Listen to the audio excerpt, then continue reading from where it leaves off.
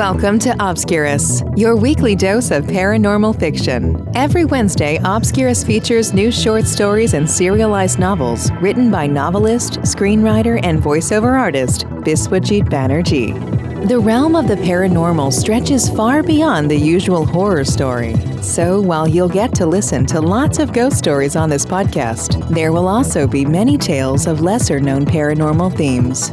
To get us started, here is your host, Biswajit Banerjee.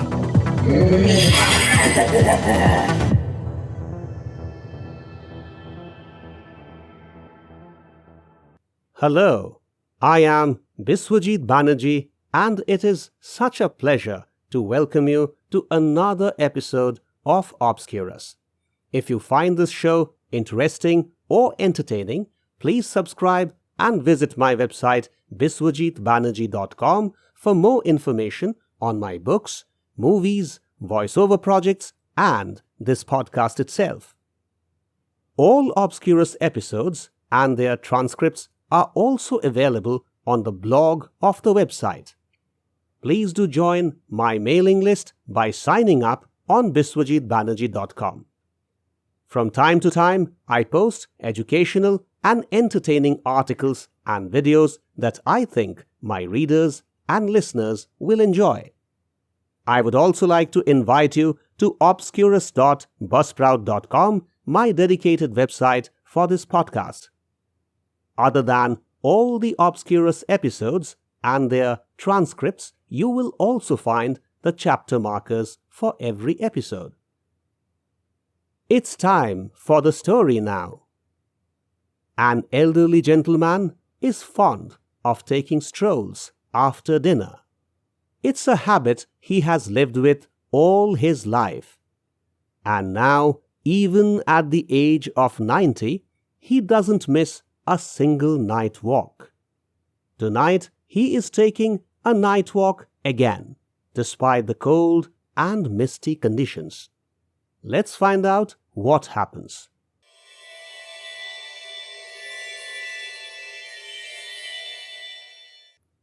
Night Walk.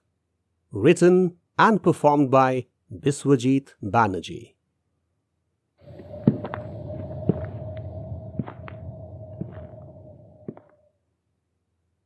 Walking after dinner through the cold mists had been a long habit of Nick Wilson.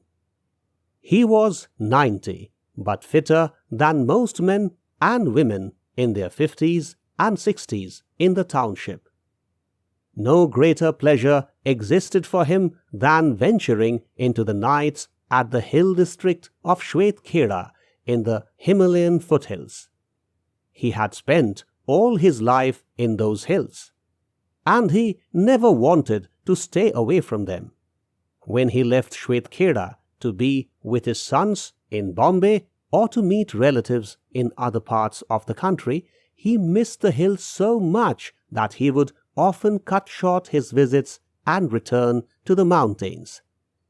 Daddy loves the hills more than his children and grandchildren, his daughters-in-law would often jest. The statement, for sure, had some truth. Staying away from the hills distanced him from his true self. Nick lost his wife more than 2 decades ago, and since then his housekeeper, Mrs. Helena Graf, had been taking care of him. Although younger by more than 30 years, she acted no less than a mother. She managed everything about his life, in a way, even his night walks. Mrs. Graf knew when Nick would eat his dinner and what clothing and tools he needed for the walks. A thick overcoat, 2 pairs of glasses, a thick British hat, a powerful torch, shoes with sturdy soles, a stick, and a bar of chocolate. She kept everything arranged. Changing the flashlight batteries from time to time and looking for possible damages to the shoe soles so that a fresh pair was taken out when needed constituted the most important parts of her duties. Another night, another walk. Negotiating the snaky curves of the hilly roads that demanded careful walking, especially in the dark, had become second nature to Nick. He stood for a while admiring the sight of the distant lights through the misty blankets ahead. It was one sight that never stopped exciting him. The lights somehow made him feel the power and the expanse of the unknown that enveloped the material world. The infinite and the infinitesimal came together to form a singularity that defied the world of forms. A faint smile surfaced as he thought of the foolish world of humans craving for small material gains, oblivious to the realms of uncertainty and the unknown.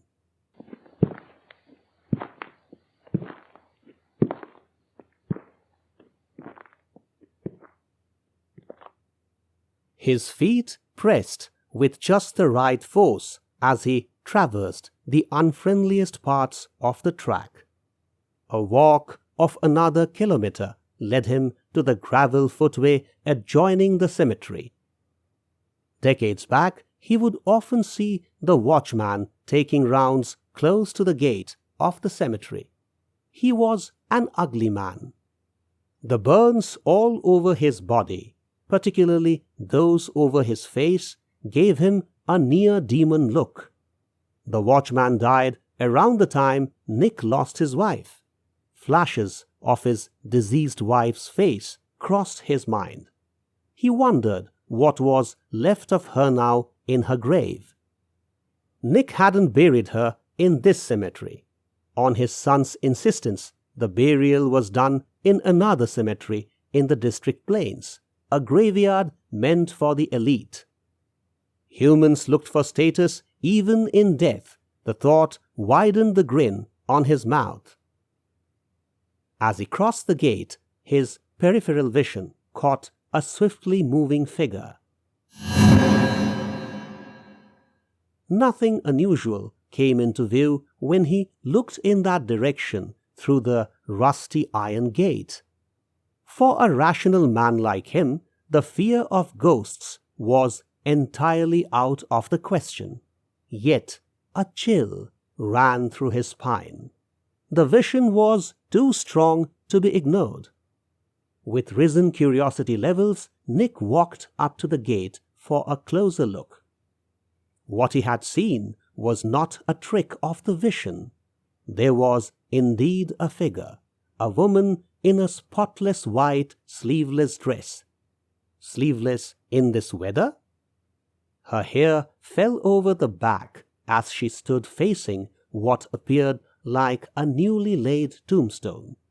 Who could she be? A ghost? Oh no, surely not. But then what? A real woman? But what could she be doing in the middle of a cemetery now? It was well past midnight.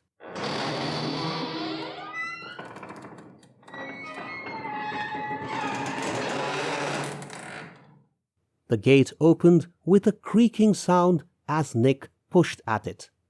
The noise didn't seem to attract the woman's attention. The cemetery conditions were colder, or perhaps the temperature had fallen further due to the deepening night.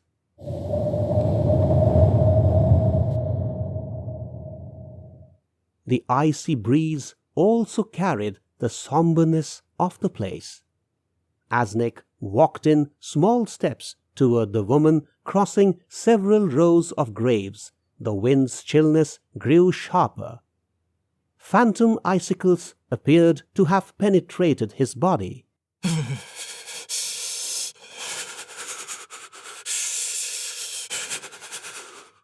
Never did he shiver like that. Suddenly, age seemed to have caught up with him. That, however, didn't concern him now. All that mattered at that moment was to find out who she was. The ground under his feet felt softer as he closed in on the young woman. "Excuse me," he said. "Who are you?" Nick's words didn't appear to have fallen into her ears. covered in the mist, she held her position, unmoved and unconcerned.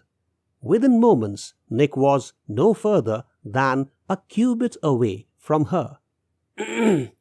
"Excuse me, ma'am," he said after clearing his throat. No response followed still. With trepidation building in Nick's heart, he walked up to her and gazed at her face. Oh, beautiful. Beautiful indeed. She had done her hair, a spread of brown over black, into a bit of a bun over the forehead. The thin brows, the meditative character about her closed eyes, the sharp angelic nose, the divinely shaped lips, and the luminous quality of her snowy white skin. She defined charm. Who was she? A sorceress? A demon in her most delightful disposition? A fairy condemned to the earth? An embodiment of magic? "Do you hear me? Who are you?" Nick stepped closer. Her eyes opened, and Nick beheld their fathomless blue as she turned to face him. The traces of moisture under her eyes shone in the dim light offered by the light posts towards the periphery of the complex. Could she be a spirit standing by her grave and mourning her death? "I have never seen you before," Nick said. "I haven't been here before," the young woman said in her musical voice. "But who are you?" "Why are you interested to know?" "I'm curious." "My name is Sophia Goodinho." "What are you doing here this late?" "I am tired of closed spaces and wanted some fresh air." Closed spaces? What did she mean by closed spaces? Did she talk about her coffin? The cold now bit into Nick's skin. He couldn't tell if the chill resulted from his proximity to a spectre or the temperature had dipped further. "Are you talking about—" "I had always loved openness, and I loved my freedom. In here, I have neither openness nor freedom." "I'm not sure I understand you." A period of silence passed before the girl smiled. "Perhaps you don't want to understand."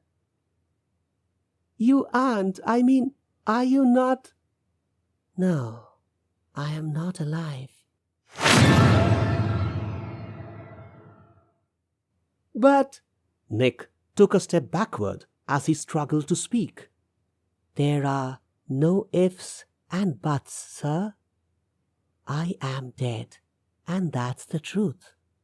The problem is, habits don't die, and they don't leave you even after you are gone." "I'd better get going." As I said, I loved free space, so you can imagine how I might be feeling now, being confined to a closed space in a dark and damp cemetery. "I beg your leave. I need to go."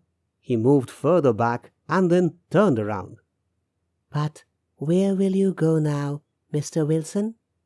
In a swift movement, Nick turned again to face the girl. "How do you know my name?" "I also know that you are obsessed with your night walks." "Hey, who are you?" Nick said. "Is this some joke?" "Just the way I can't do without openness, you can't do without night walks. Both of us carried our habits to our graves." "Shut up!" "The only difference between us is that I'm conscious of being a disembodied soul, but you aren't. Mr. Wilson, today in the morning, your sons and another lady whom they called Mrs. Graff buried you in this cemetery just next to me. You slipped out of your grave without realizing it wasn't another usual night for you. Shut up! Shut up! The woman smiled and walked away. There was a floating quality about her movements. Now Nick clearly saw the freshly laid tombstone and its inscription. Rest in peace, Nick Wilson, 1883 to 1973. The luster of the inlaid words was unmistakable.